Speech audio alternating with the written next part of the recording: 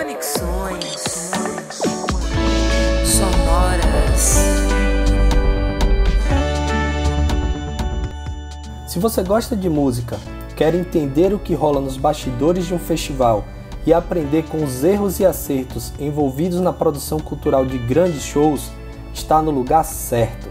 Bem-vindo e bem-vinda ao podcast Conexões Sonoras, um projeto idealizado por mim em parceria com a jornalista Tatiane Freitas, da Viva Comunicação Interativa, com a apresentação da produtora Rafaela Moreira.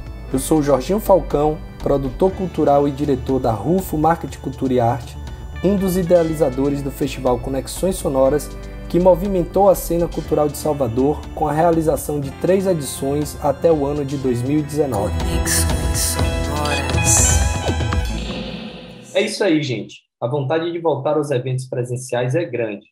Mas enquanto não temos segurança, vamos relembrar juntos momentos, histórias e fatos que marcaram as primeiras edições do festival. No episódio de hoje, vamos conversar sobre o tema comunicação de projetos culturais. Sabemos que um projeto de sucesso é aquele que conquista público e visibilidade. Entra aí o papel da comunicação e seus canais. Como se dá a comunicação de um projeto cultural? Rafa, quem são os convidados dessa conversa? Olá, Jorginho! Aqui estamos nós em mais um episódio para falar sobre música e produção cultural, dessa vez jogando em casa com a presença da jornalista especializada em relações públicas Tatiane Freitas, que também é idealizadora deste podcast. Tati foi repórter de cultura do Jornal à Tarde durante 9 anos e é fundadora da Viva Comunicação Interativa, conhecida por atender diversos artistas e projetos baianos, inclusive os realizados pela UFO. Aqui também está com a gente a minha xará, Rafa Ventura, especialista em jornalismo cultural. Rafa já atuou na FSB Comunicação, no Rio de Janeiro, e em grandes veículos de comunicação baianos, como o Jornal Correio, TVE e TV Band. Além disso, ela é assessora de imprensa e gestora de conteúdo digital. Atualmente, Rafa é coordenadora de jornalismo do Popline.biz, o primeiro e maior portal especializado na indústria da música do país, e escreve sobre tendências, cases e análises de mercado. Meninas, sejam bem-vindas ao nosso podcast. Tati. Oi, gente, prazer. Muito bom estar aqui com vocês. Jorginho, Rafa Ventura, uma grande parceira, Rafa Moreira também. Queria dizer que estou aprendendo muito, estou acompanhando a gravação dessa série de podcasts do Conexões Sonoras, e está sendo muito importante, apesar de trabalhar e sempre acompanhar projetos culturais, essa conversa, esse bate-papo é de muita relevância. Oi, gente. Primeiro, obrigada pelo convite. E que podcast essencial, né? Eu acho que todo mundo precisava ouvir, todos os produtores e artistas precisam ouvir sobre os bastidores, porque o acesso à informação hoje, ele ainda é segmentado, tem muita coisa que acontece nos bastidores e que não vai, né, para a mídia, enfim, você não sabe nem onde buscar esse conteúdo. Então, obrigada pelo convite e vamos conversar. Gente, é um prazer enorme receber vocês aqui nesse episódio do podcast. E eu queria começar minha pergunta direcionando para a Tati. Eu queria que você falasse um pouco, Tati, sobre qual é a importância da assessoria de imprensa para um projeto cultural. Por que você acha que um projeto cultural tem que ter uma assessoria de imprensa? Vamos falar de assessoria de imprensa levando em consideração os projetos culturais, que é diferente de assessoria de imprensa para artista ou para um evento, uma festa, né, em si. Sim. Quando os proponentes, os idealizadores do projeto pensam na assessoria de imprensa para fazer a comunicação do projeto, ele está pensando num assessor que vai se relacionar com os formadores de opinião, e nesse caso, a imprensa, os jornalistas de veículos de comunicação. Hoje, isso também já se ampliou um pouco, e a gente pode falar também dos formadores de opinião em relação aos influencers digitais que estão aí. A gente sabe que hoje os formadores de opinião não estão só nos veículos de comunicação, estão pulverizados aí em diversos canais, e a assessoria de imprensa também já se relaciona com esses outros públicos também. Então, quando a assessoria de imprensa, ela está muito associada a esse relacionamento, o emplacar a notícia nos veículos de comunicação. quando os idealizadores do projeto, ou qualquer pessoa, quando entende uma assessoria, pensa sempre em a sua notícia estar nos veículos de comunicação. E é claro que é muito importante, uma coisa que eu gosto sempre de destacar é que a assessoria, um dos grandes e principais ativos de um trabalho de assessoria de imprensa, é a credibilidade, né? Porque a gente tira a defesa daquele projeto cultural dos idealizadores, né, de quem idealizou aquele projeto e coloca aquela defesa num veículo de comunicação de grande alcance, ou a gente consegue espaços de entrevista em rádios, enfim, que tem uma audiência muito bacana, e as pessoas que estão ali ouvindo entendem que se aquele projeto, aquela pessoa que está representando o projeto foi escolhido para estar ali falando, é porque ele tem uma relevância, ele foi escolhido porque essa relevância foi reconhecida. Mas isso é a ponta do nosso trabalho, né? Eu gosto sempre de falar também do assessor de imprensa no momento anterior a esse. Todo assessor de imprensa é um jornalista, né? Então, ele traz esse olhar de jornalista para dentro do projeto, né? Assume essa função. E a gente também participa, muitas vezes, do momento inicial da concepção do projeto, né? Ou a gente, não sendo mesmo no momento inicial, pode ser no meio ou até em cima da hora, enfim, não importa. Mas o que importa é que nós trazemos a responsabilidade de traduzir a relevância do evento.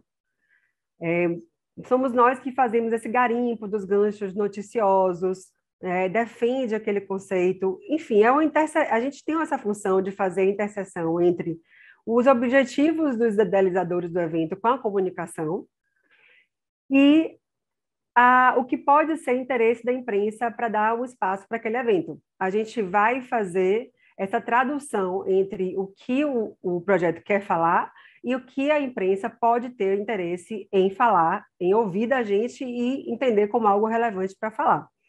E o mais legal, e que eu acho que torna a assessoria importante nessa caminhada de divulgação dos projetos culturais, é que o nosso desafio está principalmente a gente não divulgar aquele evento, aquele projeto, como uma festa, um show, simplesmente aquela atração artística ou musical que está ali, porque senão seria mais um show, né? Mas então a gente vai fazer a apresentação e a defesa nos contatos com jornalistas do que aquele projeto tem de único, porque, né, uma cidade como Salvador, que a gente tem shows, e tinha, né, shows todos os finais de semana, né, vários palcos aí que a gente tinha muitas opções, o que é que a gente por que a gente vai ganhar relevância? Por que aquele projeto cultural vai ganhar relevância? A gente vai fazer a defesa da sua concepção, da sua proposta, do seu conceito, né? Então, assim, eu acho que quando a gente chega para a imprensa trazendo uma defesa de um projeto que tem a sua proposta única, que tem, às vezes, também uma associação com uma proposta social, né? Isso ele engrandece, né? O interesse aumenta, a gente consegue resultados melhores, espaços maiores, inclusive. Isso é recorrente, assim. Por exemplo, eu atendi o Conexão Vivo lá em 2010, que é um projeto incrível de intercâmbio, foi um projeto incrível de intercâmbio musical que envolvia toda a cadeia da música. Então, não eram apenas shows, né? Existia uma proposta super rica por detrás daquilo. Uhum. Como, por exemplo, a gente vai divulgar a Noite da Beleza Negra do Ileaê. Caetano e Gil estão lá no palco. Claro que isso vai chamar muita atenção. Eles já foram atrações da Beleza Negra. Mas a Beleza Negra, ao mesmo tempo, é uma das ações afirmativas mais importantes do Ileaê. Então, não tem como a gente falar da Beleza Negra como sendo um show.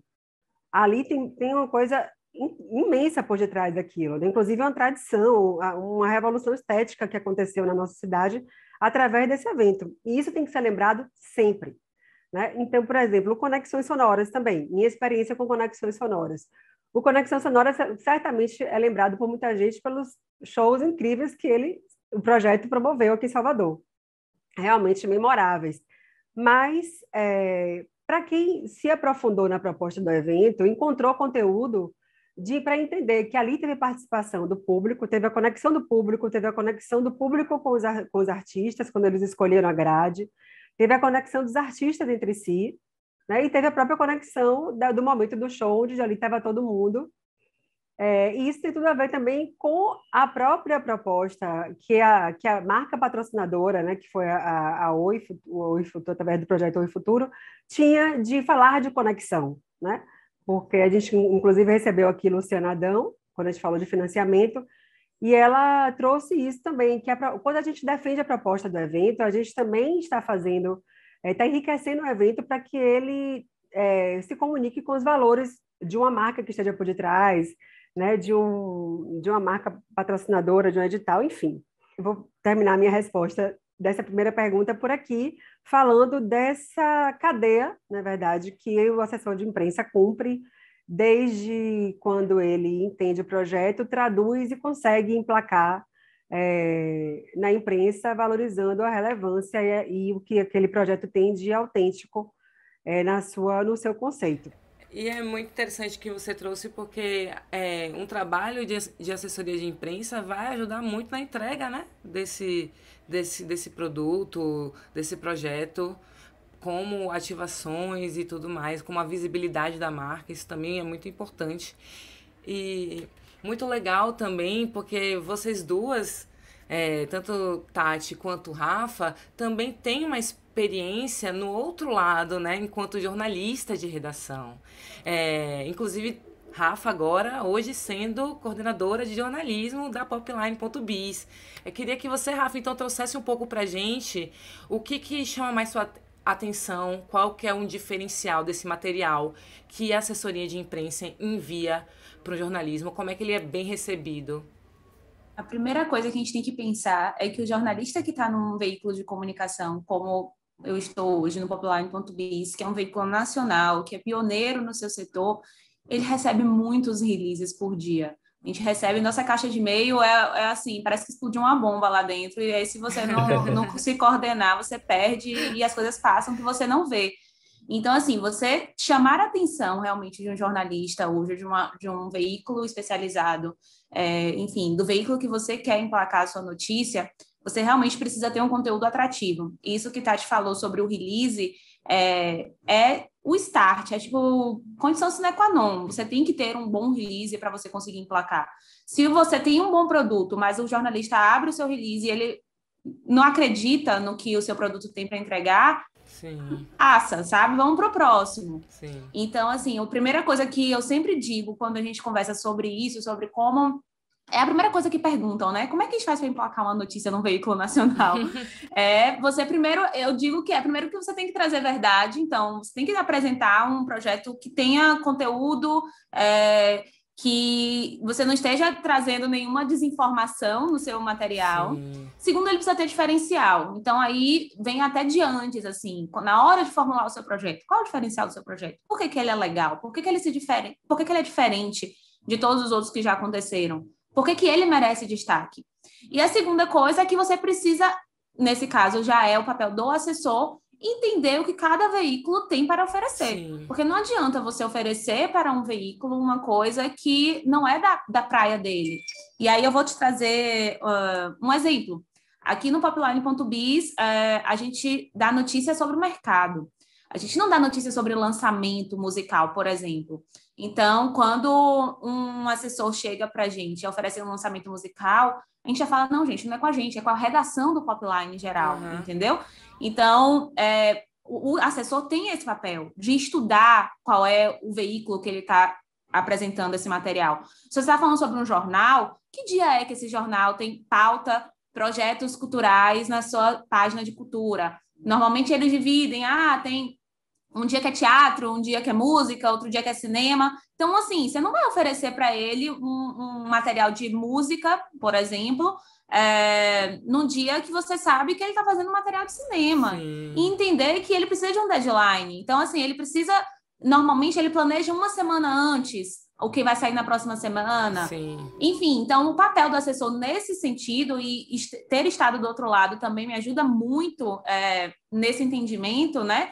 E até na empatia com os assessores quando os materiais chegam, então a gente entende que, né, eles também ali estão trabalhando e também precisam que seja divulgado, até pelo que você mesmo falou, Rafa, que a clipagem é uma entrega de valoração de mídia. Então, assim, quando você entrega uma valoração de mídia bacana para um projeto cultural, é incrível, entendeu? O patrocinador fica feliz, todo mundo que está envolvido no projeto fica feliz. Então, primeiro, eu acredito, só para trazer um resumo, que o material precisa ser realmente um material muito bom. Então, a função de Tati, nesse sentido, por exemplo, é uma função muito importante de conseguir tornar aquele projeto atrativo e diferente do restante das coisas que estão acontecendo no mercado nesse momento. E a segunda coisa é estudar a rotina daquele veículo que você vai apresentar. Esse projeto, ele é um projeto local ou ele é um projeto que tem potencial de ser nacional? E aí, se ele tiver um potencial de ser nacional, eu vou atrás de mídia nacional. Se ele for um projeto que é local, que é só que, assim, as atrações são todas locais, não tem nenhuma atração de peso nacional, eu tenho que segurar na mão dos veículos locais e, meter pau no carrinho. Não vou ficar perdendo meu tempo divulgando, procurando uma Folha de São Paulo, um Estadão, porque tem status e não vai trazer resultado efetivo, não vai botar gente sentada na minha plateia, não vai botar gente dentro pagando o meu ingresso, por exemplo, entendeu? Então, assim, esse pensamento estratégico do assessor de imprensa também é muito importante nesse sentido de entender para qual veículo ele vai divulgar, entendeu? Sim, muito legal essa perspectiva que você traz do pensamento estratégico e também de interessante de perceber de que do outro lado ali também tem jornalistas interessados em novidades, interessados em produtos interessantes, em artes interessantes, em discursos, né, engajados, enfim. Então, tudo está na mão do release, né, Tati? Acaba que fica essa responsa aí para você trazer esses elementos que são mais interessantes, né? Que as pessoas estão mais atrás ali naquele trabalho que você tá vendo do artista. Como é que você pensa o release assim? Eu costumo dizer que o release não pode ser melhor que o próprio projeto, né? Não pode mentir, né? Mas, assim, o que Rafa falou uma coisa que eu acho interessante, assim, não que todo jornalista, todo assessor tem que ter passado por um veículo de comunicação, mas realmente é interessante quando você vai atuar como assessoria de imprensa e você traz a experiência de ter estado numa redação de jornal. Assim, eu fui da tarde 9 anos, e muitos anos no Caderno de Cultura.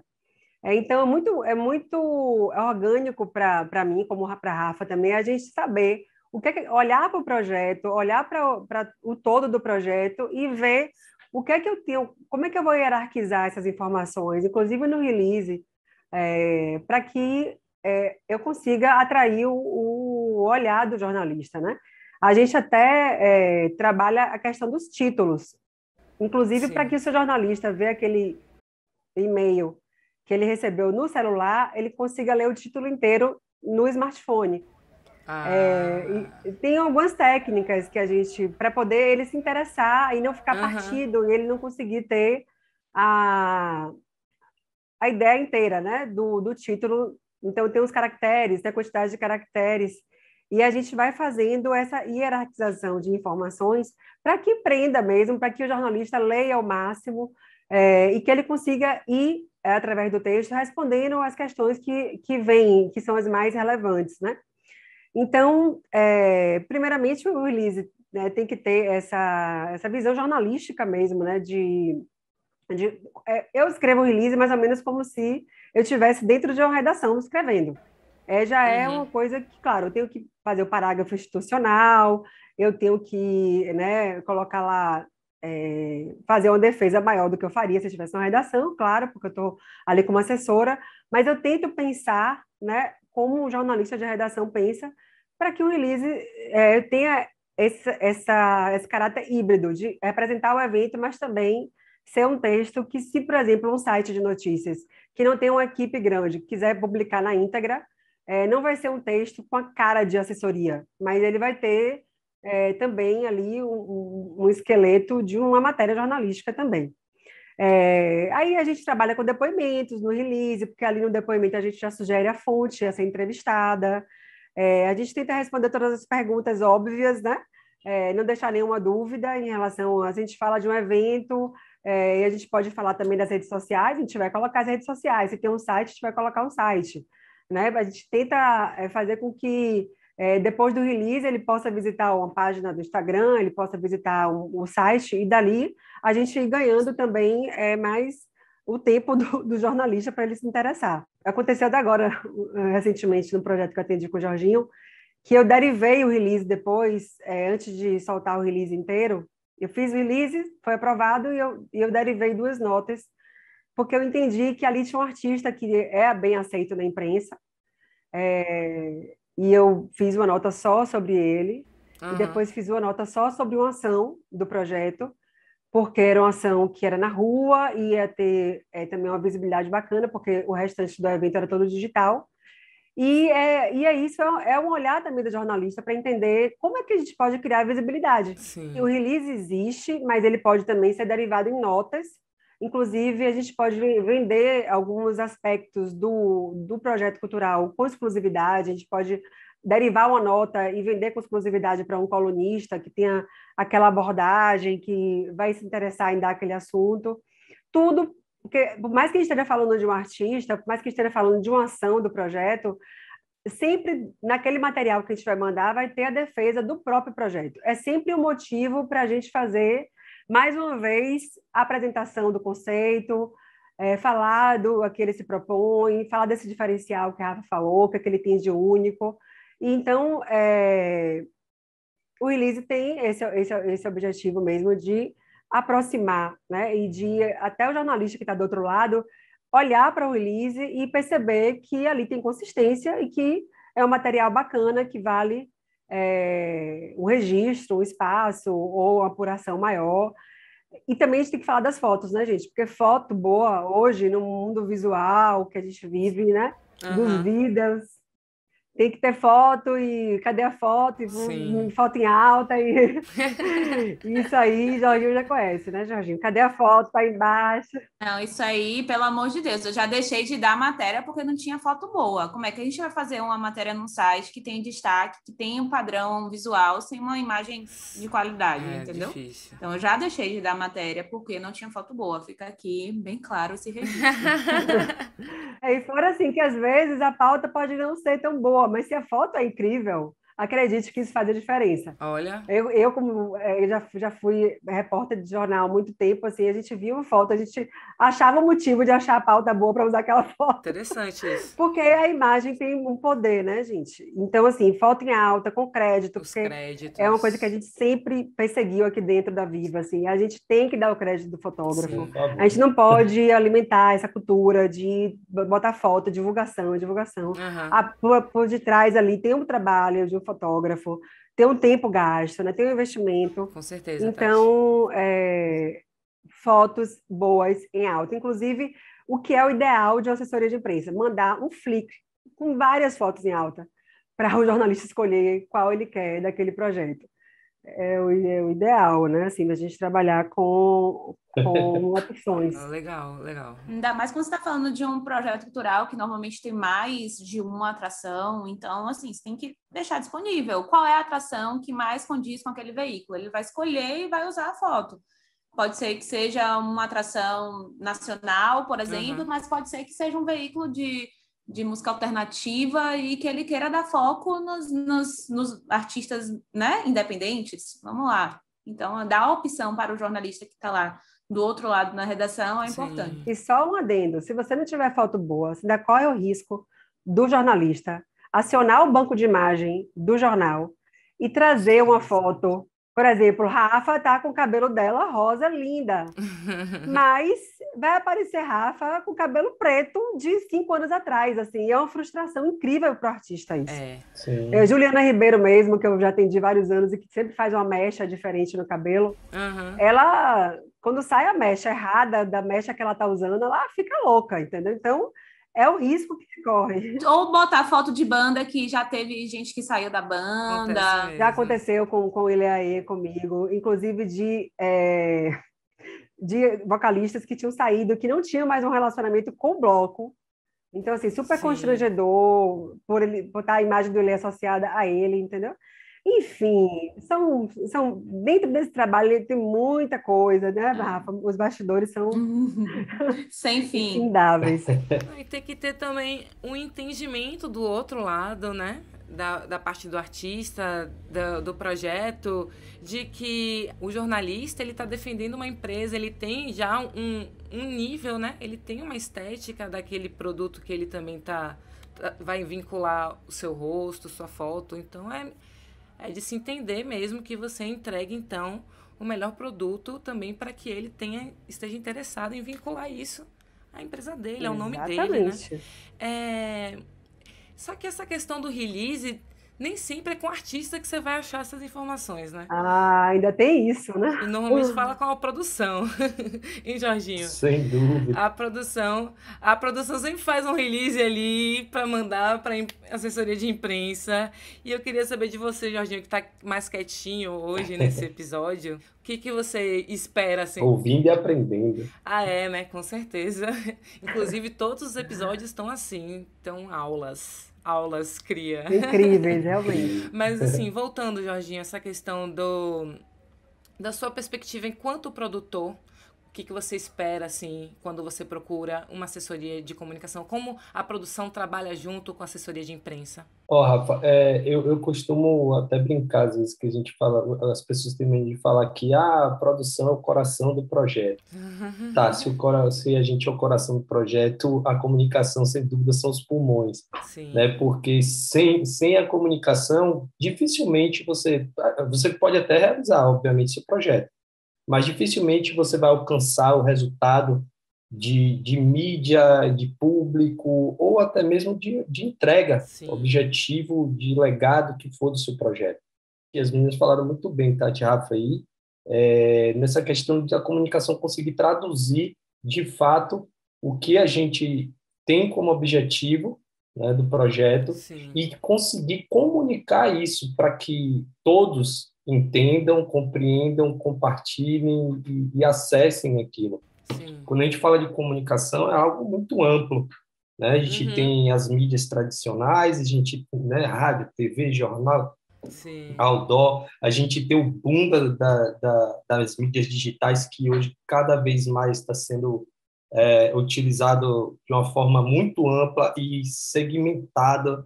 Então, é muita informação para quem não conhece. Não adianta você achar que você vai chegar ali no seu Instagram, vai botar um postzinho, um negócio e está tudo certo.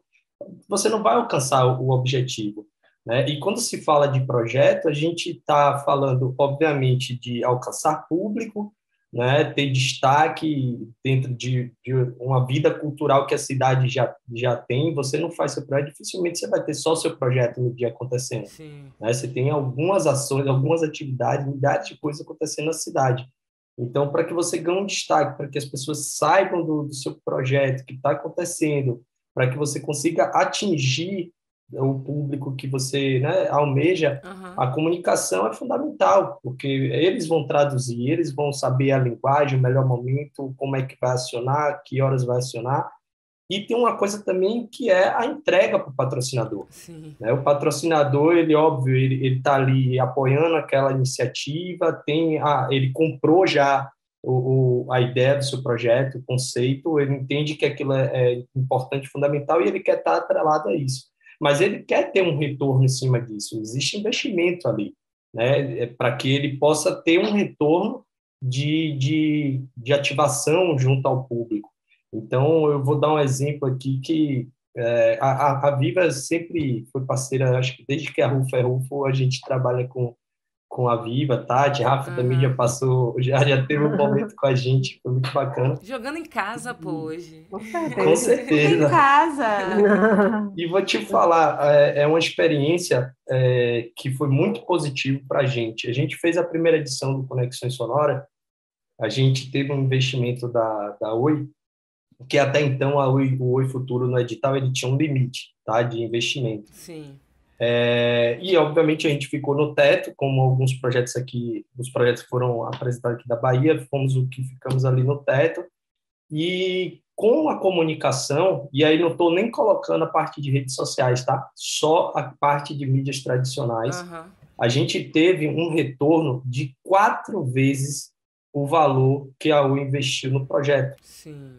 De mídia. E aí vem a importância, como Tati falou, né, da clipagem, da valoração de mídia. Isso. Então, só isso para o patrocinador já é um ganho absurdo, porque se ele fosse fazer a mídia diretamente, ele ia fazer 4 vezes menos do que ele conseguiu estar com a gente ali, e ainda ganhando, obviamente, tendo um ganho institucional por estar atrelado a um projeto, um conceito e tudo mais. Sim. Então, isso nos possibilitou, por exemplo, na segunda edição do festival, que aí voltamos a escrever o festival com a Oi, e a Oi mudou o entendimento dela. Nesse momento, fomos fundamentais para que eles reavaliassem o formato de investimento que estava sendo feito dentro dos projetos editais.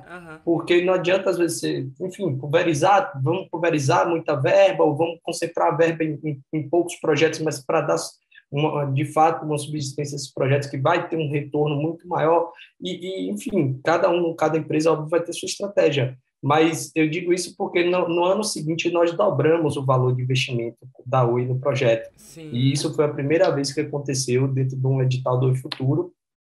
E foi para a gente uma grande alegria, porque mostrou naquele momento que o projeto tinha realmente obtido êxito, não só na sua execução, na sua produção e execução, mas também e muito por conta da comunicação, que foi muito forte, né, que funcionou muito bem e que conseguiu atingir um público muito maior do que a gente esperava. Maravilha. Então, para quem estiver ouvindo a gente, não pense seus projetos sem pensar em comunicação, pelo amor de Deus. E assim, Jorginho, Conexões Sonoras é um excelente exemplo de um projeto que chegou novidade, as pessoas ainda não conheciam esse formato, então tudo que a gente trazia sobre Conexões, e eu falo da gente porque eu estive, né? Claro. Sim, você participou com a gente. Tudo que a gente trazia era novo, então o olhinho chega brilhava, assim, entendeu? A forma com que a gente trazia o conteúdo do Conexões, como as conexões eram feitas, como tinham etapas muito bem definidas do processo dentro do projeto, a gente conseguia fazer uma sustentação dentro da imprensa. Porque a gente soltou que existia o projeto, depois a gente soltou que abre votação, depois soltou quem são os ganhadores. Então, olha como as etapas são importantes, inclusive dentro do projeto, para sustentar na imprensa, entendeu? Quando você pensa, isso que você fala, não pense seu projeto sem a comunicação. Porque quando você pensa junto, ele caminha junto, entendeu? Então, acho que a principal dica nesse contexto aqui da comunicação é pensar realmente desde o começo como, não é só vou fazer um projeto cultural, é como esse projeto cultural vai caminhar com a comunicação, como eu vou fazer com que ele seja comunicado para a comunidade, para aquele meu nicho específico e conquistar ele para que eles venham para o nosso projeto e consumam o nosso produto, entendeu? Perfeito. Sim, exatamente. Com certeza. E a gente está falando muito aqui das mídias tradicionais, mas o universo virtual tem ganhado cada vez mais força na divulgação e na estruturação de uma assessoria da comunicação. E eu queria que Rafa pudesse falar aqui para a gente um pouco sobre o planejamento digital de um projeto. Como você pensa? Bom, nada está dissociado. Tudo isso que a gente falou aqui agora sobre imprensa, sobre comunicação, está tudo muito envolvido. Inclusive, a união entre as redes sociais, a comunicação digital e a assessoria de imprensa é importantíssimo, porque o discurso precisa ser o mesmo. O que as pessoas estão lendo no jornal precisa ser encontrado no digital e vice-versa. Então, assim, muito do que a gente fala assim, eu não vou soltar uma notícia no digital porque senão eu furo a imprensa. Então, essa relação precisa ser muito próxima. E quando a gente fala sobre o planejamento digital, existem algumas coisas que antecedem realmente a produção do conteúdo, né? Que é o que as pessoas já ficam logo ensandecidas. Meu Deus, eu preciso gerar conteúdo. Que conteúdo eu vou gerar para atrair o meu público? Então, existem algumas etapas, e aí eu vou trazer aqui as etapas que eu costumo usar, como eu costumo fazer na minha vida profissional e nos projetos que eu já trabalhei sendo digital, que funcionam. Então, a primeira coisa que a gente já falou lá atrás é sobre o conceito do projeto. Então, eu entendi o conceito do projeto. A partir do conceito do projeto, eu consigo entender quem é o meu público-alvo. E aí, quando eu falo público-alvo, é definição de idade, é definição de classe social, é definição de onde essas pessoas estão localizadas, são coisas muito pontuais, assim, eu não vou ser subjetiva de dizer, é uma pessoa que vive, que corre, que se exercita. Não, nesse momento não é nem isso que a gente está falando. Quando a gente está falando do digital, porque são essas métricas que a gente precisa para fazer, por exemplo, o impulsionamento, é entender qual é a faixa etária desse projeto. É um projeto jovem? É um projeto para 40 mais? É um projeto para 50 mais? Ou é um projeto adolescente? Então, assim, a definição do público-alvo para mim, um dos primeiros passos, porque a partir do momento que você tem o seu conceito, que você define o seu público-alvo, você sabe que linguagem você vai usar. Eu vou usar gíria. Eu vou entrar nas trends da onda do momento. Sim. Eu vou usar aqui hashtag. Então, o público-alvo e o conceito é a base de tudo, certo? Beleza, defini meu público-alvo, defini meu conceito. Agora eu vou entender que rede social eu vou usar. Porque não adianta você querer falar com adolescente e ir para o Facebook. Sim. Não adianta você querer falar com adolescente e não estar no TikTok. Então, assim, a definição do conceito e do público-alvo também define qual é a rede social que você vai usar, para que você também não fique gastando seu tempo, gerando conteúdo em vão, que não vai ter efeito, que não vai alcançar o seu público, que não vai conversar com quem realmente interessa. Beleza, defini meu conceito, meu público-alvo, já sei quais redes sociais eu vou usar, aí sim a gente vai partir do planejamento. E aí esse planejamento também tem que vir em etapas, como na assessoria de imprensa, como a gente estava falando nesse exato momento. O projeto ele tem etapas, né, a serem concluídas. Quando o Jorginho vai lá e escreve um projeto, ele cria um cronograma que tem as etapas que são definidas. Quando Tati cria lá a estratégia dela de imprensa, ela também define um cronograma de tudo que ela vai divulgar em cada momento e, enfim, qual é a estratégia que ela vai usar. A mesma coisa no digital.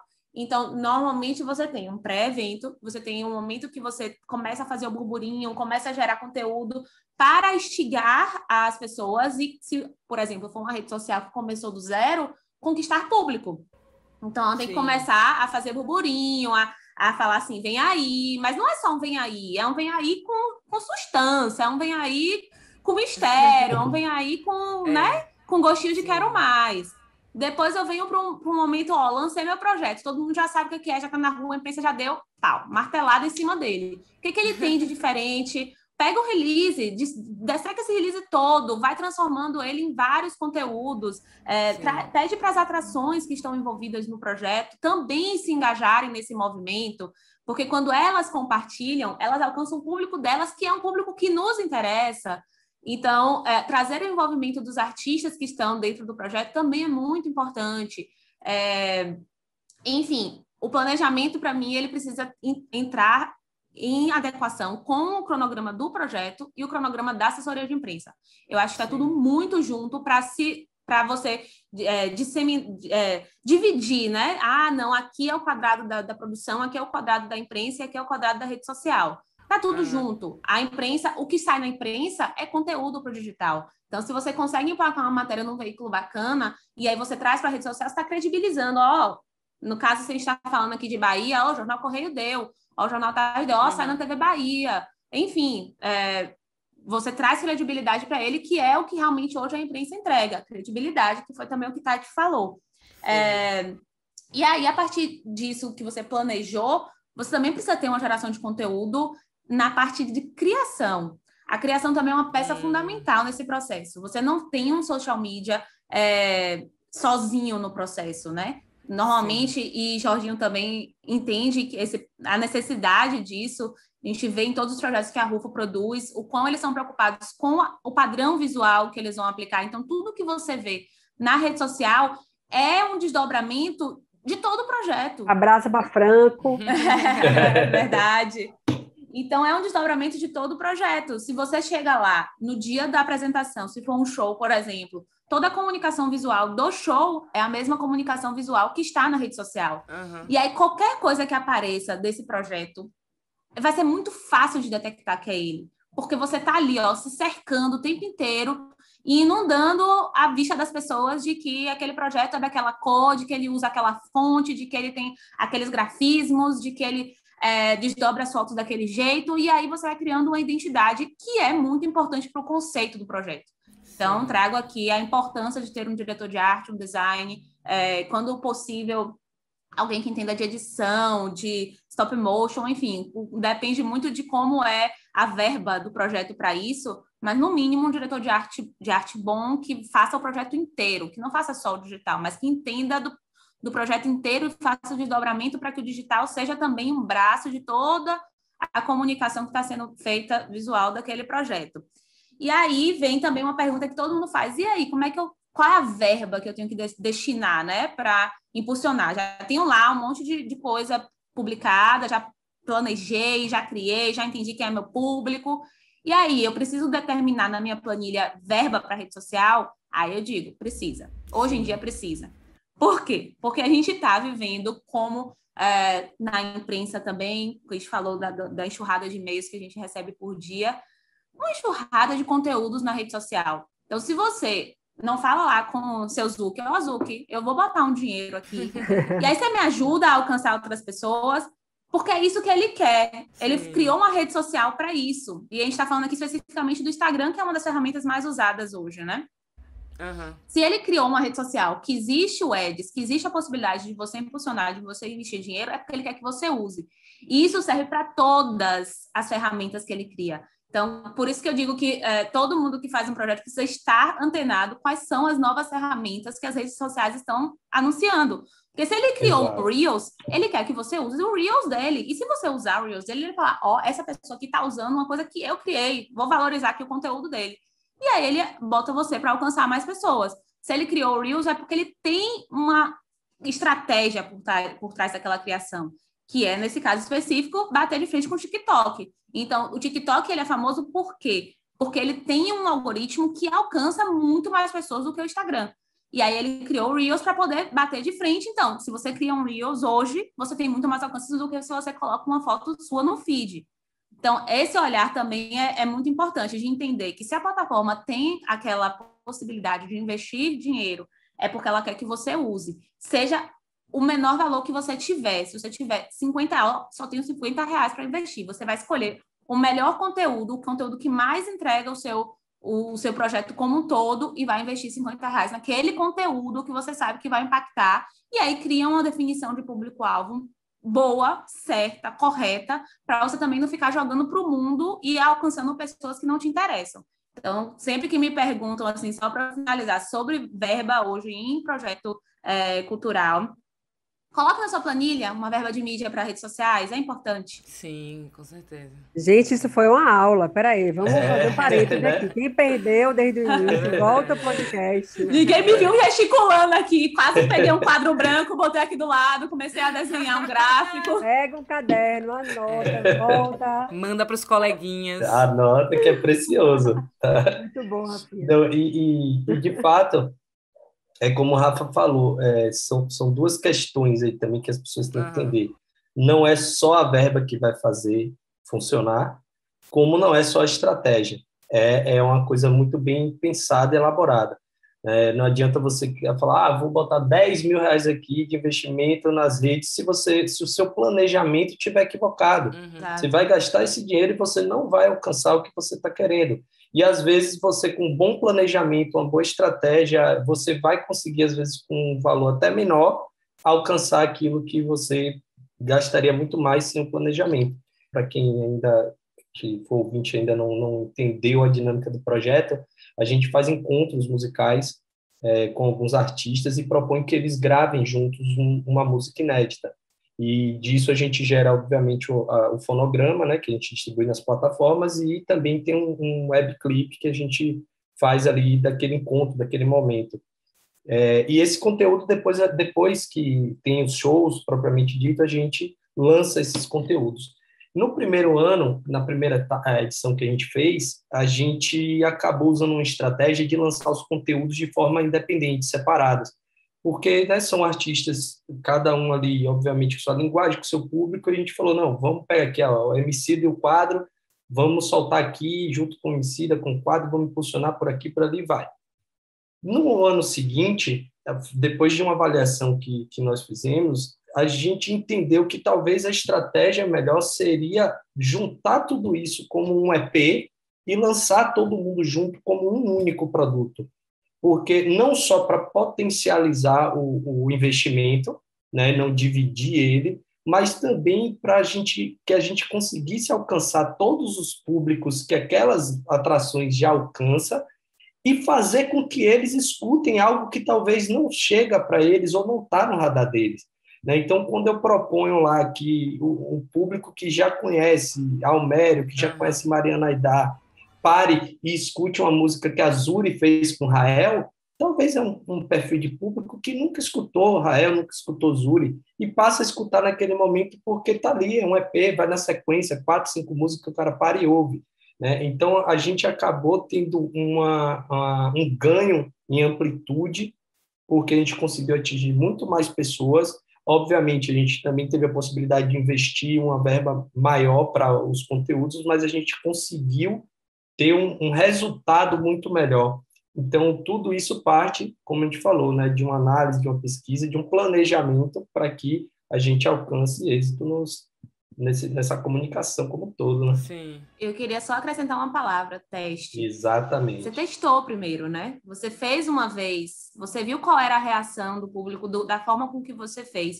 E rede social também é assim. Você também tem que testar. O tempo todo. Você tem que acompanhar os resultados. Você vai publicar uma coisa, peraí, esse conteúdo aqui não engajou, porque o conteúdo não é bom, porque o horário que eu publiquei não é legal. Então, Exato. vou publicar um conteúdo parecido com esse em um outro horário. Vou testar aqui meu público. Não, realmente nesse outro horário também não funcionou. Então, esse não é um conteúdo que a galera quer ver. Vamos mudar de estratégia. Então, eu acho que o teste e estar acompanhando também é uma coisa muito importante, né, do processo. Você precisa planejar, mas não quer dizer que aquele planejamento ele né, engessado. Infalível. Exatamente. Você precisa acompanhar, porque às vezes o projeto já é um projeto que já existe. Se for um projeto que já existe, você já entende quem são as pessoas e o que elas querem ver. Se for um projeto que ainda está começando do zero, é tudo teste. E aí os 2 primeiros meses, enfim, vai ser um momento de teste, de que dia funciona, qual horário que funciona, qual conteúdo que engaja, quem são essas pessoas que eu estou conversando. Às vezes a pessoa que está me seguindo na rede social não é exatamente as pessoas que eu estou querendo alcançar no público, mas por que essas pessoas estão me seguindo? Será que elas podem vir também para esse projeto? Então é tudo uma questão de análise e de teste mesmo. Agora a gente passou para falar do virtual, mas as coisas ainda estão muito imbricadas, assim, né? Tanto é que a gente vai lá e posta uma matéria que saiu na imprensa.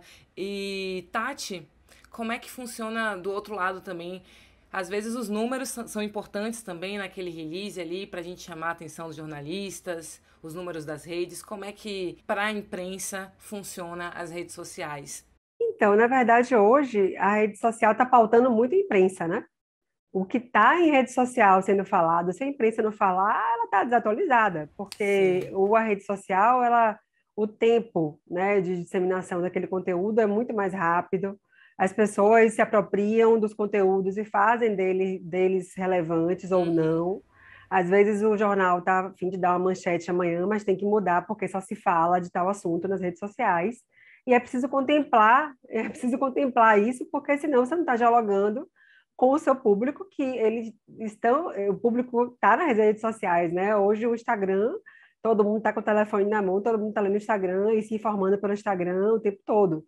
Inclusive, isso que Rafa falou, do que sai na imprensa, também ser conteúdo para as redes sociais, que é o que a gente chama de cross-mídia, é uma forma, inclusive, de valorizar o conteúdo de imprensa, que perdeu muita leitura nos últimos anos, né? O jornal impresso, por exemplo, a depender da geração que a gente esteja tentando dialogar, ele não vai ler o que está no jornal impresso. Mas se você traz uma capa do Jornal à Tarde, que saiu uma matéria de página inteira, você vai utilizar a potência que é a marca do Jornal à Tarde para dar credibilidade nas redes sociais. Exatamente. Né? Então, isso é muito importante. A gente, como assessor de imprensa também, oferecer esse conteúdo que saiu no jornal, né? Esse clipping. Né? O clipping deixa de ser um clipping mensal do final do projeto para ser um clipping diário. Saiu hoje, eu vou dar hoje para o meu cliente, porque ele vai fazer o que ele quiser na rede social dele.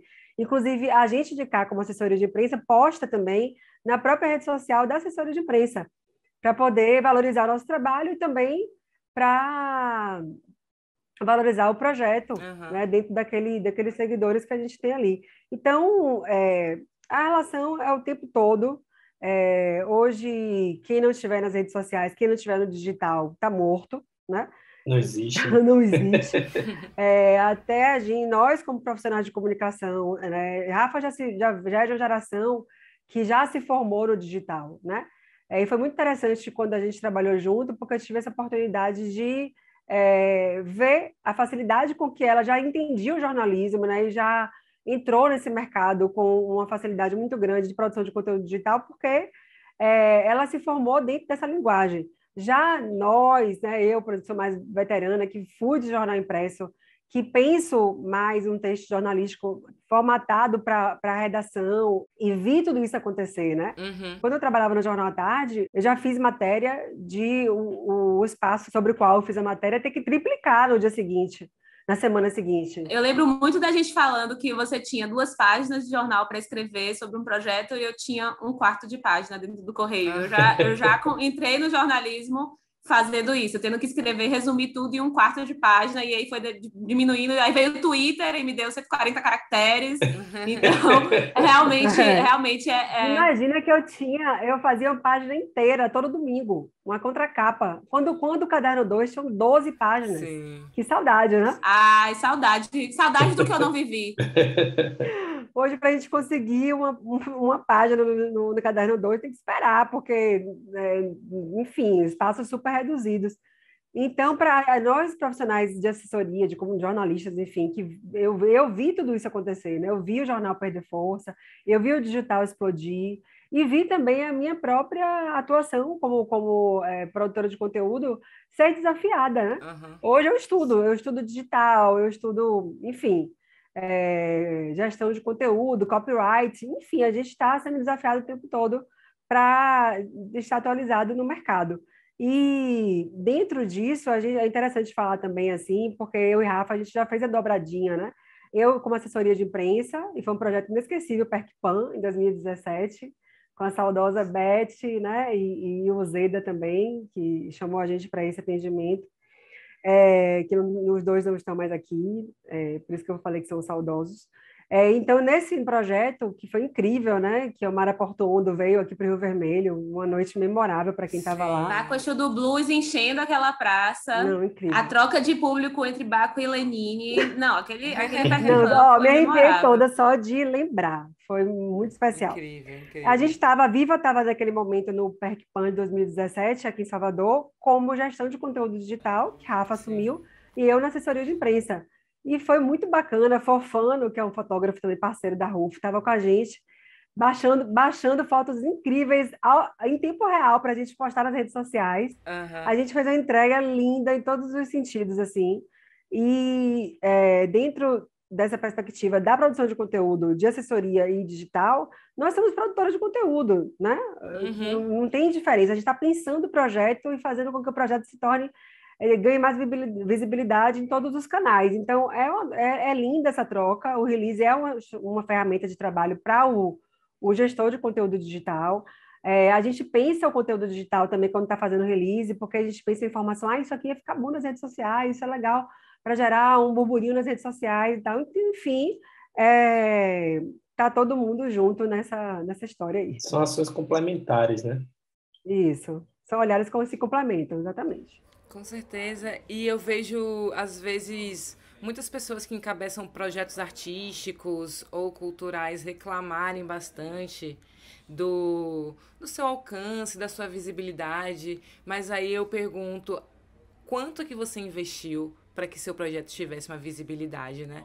E isso a gente viu hoje no nosso papo, que tem que estar lá desde o planejamento, desde o seu orçamento lá, quando você vai pensar no seu projeto, você já tem que separar uma verba, você já tem que separar uma energia e uma equipe para trabalhar essa parte e seu projeto ter uma visibilidade. Exatamente. Meninas, esse papo foi incrível. Eu queria agradecer muito a presença de vocês.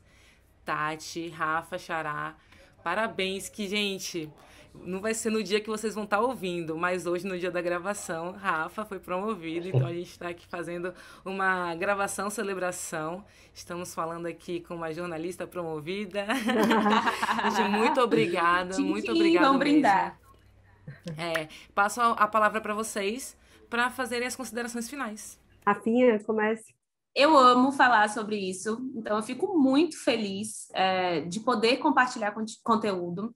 É uma das minhas premissas, assim, na minha vida profissional, é compartilhar, é ensinar, é trazer a luz para que os processos não fiquem escondidos e na mão de poucas pessoas. Eu acredito muito que um mercado fortalecido é aquele que se ajuda, que um dá a mão para o outro, que um puxa o outro para cima, e aí quando a gente vê, tá todo mundo em cima no topo. Tem espaço para todo mundo. Então, obrigada pelo espaço, obrigada. Se deixar, eu fico falando aqui até amanhã. Então, obrigada por determinar um tempo para que isso aconteça, porque o assunto é realmente infinito. Todo mundo que estiver nos ouvindo, se tiver dúvidas e, enfim, quiser entrar em contato, as redes sociais estão aí. Rafa Ventura está no Instagram, está em todas as redes sociais. Pode chamar, pode tirar dúvida, pode perguntar. Eu amo responder, eu amo compartilhar. Então, portas abertas. Que bom, que momento bacana. E eu vou falar agora, vou me despedir falando de um comentário que foi feito na gravação do podcast do episódio 3, né? Que bom que a pandemia veio para a gente estar aqui, porque talvez, se não fosse ela, a gente conseguiu fazer do limão a limonada, né? Sim. Criar esses espaços de discussão, de conversa, porque o que eu percebo, assim, quando eu estou aqui falando da minha experiência, né, do que é o trabalho do assessor de imprensa, é que a gente sempre fez muito tudo isso sem pensar muito, sem conceituar muito, né? Então, essa parada, esse freio de arrumação, veio também para a gente pensar a nossa profissão, pensar a nossa atuação, fortalecer essas parcerias também, né? Porque se hoje eu idealizo um podcast com o Jorginho, é resultado de uma história, né, de confiança que a gente tem, de várias parcerias, de vários projetos, de uma caminhada. E é importante que a gente não deixe esses espaços de conversa terminarem depois que, se, né, a gente tiver o retorno, a retomada das atividades, que a gente possa sempre criar essas discussões para fortalecer também as nossas próprias carreiras, e não só carreiras individuais, como fortalecer o próprio processo de gestar uma rede social, de gestar um evento, de gestar uma assessoria, porque quando a gente fala disso, né, a gente valoriza também. Acho que são profissões que a gente faz muito, mas que a gente pensa pouco sobre o que se faz. E esse é o bom desse podcast, é isso, é que ele está se propondo a ser um espaço também de discussão sobre se fazer, né, sobre esses bastidores aí dos projetos. Obrigada por essa oportunidade de estar aqui com vocês. Foi muito gostoso o bate-papo.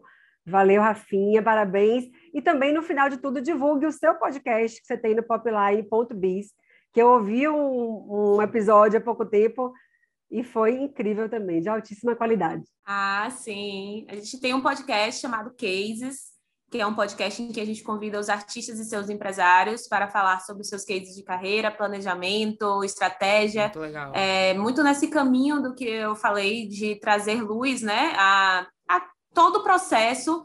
Muito do que a gente ouve são aulas, literalmente. Esse especificamente que Tati está falando foi um da Drica Barbosa Confiotti, Sim. Que foi uma aula, assim, de você assistir e a lágrima escorrer. Incrível. É muito legal poder estar nesse espaço, né, de isso que Tati falou, realmente, o podcast teve um crescimento gigantesco, então, por conta da pandemia, e poder compartilhar e poder ouvir, né, desses grandes nomes.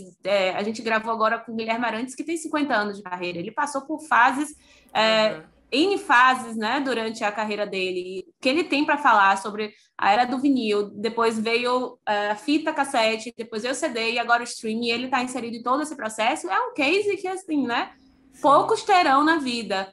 Então, é isso. Spotify, podem procurar lá, popline.biz, cases. Ah, que incrível que você também está produzindo esse conteúdo cheio de valor aí pra gente. Com certeza.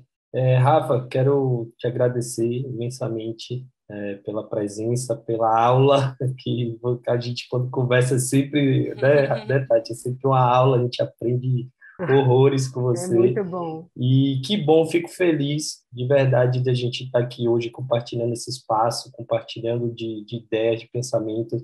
Eu confesso aqui que quando, né, pensamos no podcast lá atrás, na verdade, para incrementar a comunicação do projeto como um todo, e com esse momento de pandemia ele veio a tomar a dianteira, né, Tati?